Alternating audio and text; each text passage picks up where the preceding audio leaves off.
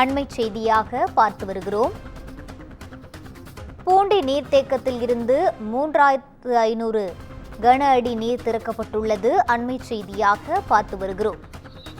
இதுகுறித்த கூடுதல் விவரங்களை வழங்குவதற்காக எமது செய்தியாளர் சுதாகர் இணைப்பில் இருக்கிறார். வணக்கம் சுதாகர், கூடுதல் விவரங்களை பதிவு செய்யலாம். வணக்கம் ரூபி.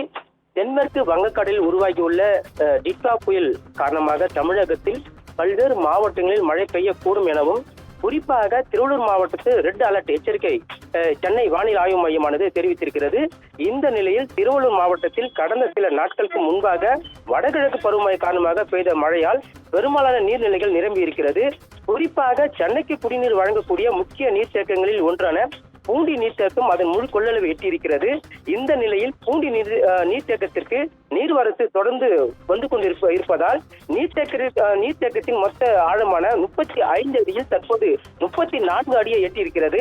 அதாவது மொத்த கொள்ளளவான 3231 மில்லியன் கன அடியில் தற்போது 2750 மில்லியன் கன அடியாக நீர் இருப்பதின் காரணமாகவும், தற்போது வங்கக்கடலில் உருவாகியுள்ள டிட்வா புயல் காரணமாக திருவள்ளூர் மாவட்டத்தில் கனமழை பெய்யக்கூடும் என சென்னை வானிலை ஆய்வு மையம் தெரிவித்த நிலையில் முன்னெச்சரிக்கை நடவடிக்கையாக பூண்டி நீர்த்தேக்கத்தில் இருந்து வினாடிக்கு 3000 கன அடியாக திறக்கப்பட்ட உபரி நீர் தற்போது 3500 கன அடியாக அதிகரித்து உபரி நீர் திறக்கப்பட்டிருக்கிறது.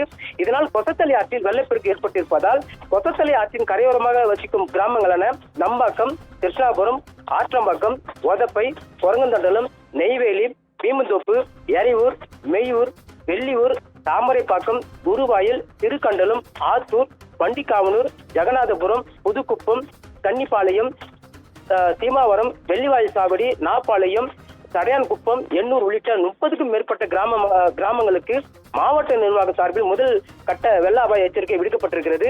மேலும் கொசத்தலை ஆற்றில் ஆர்ப்பரித்து செல்லக்கூடிய வெள்ள நீரை பொதுமக்கள் யாரும் ஆற்றின் அருகே சென்று பார்க்கவோ அல்லது செல்ஃபி எடுக்கவோ, துணி துவைக்கவோ, குறிப்பாக மீன் பிடிக்கவோ கூடாது என மாவட்ட ஆட்சியர் பிரதாப் அறிவுறுத்தியிருக்கிறார். மீறுபவர்கள் மீது கடுமையான நடவடிக்கை எடுக்கப்படும் எனவும் அவர் தெரிவித்திருக்கிறார். ரூபி, விவரங்களுக்கு நன்றி சுதாகர்.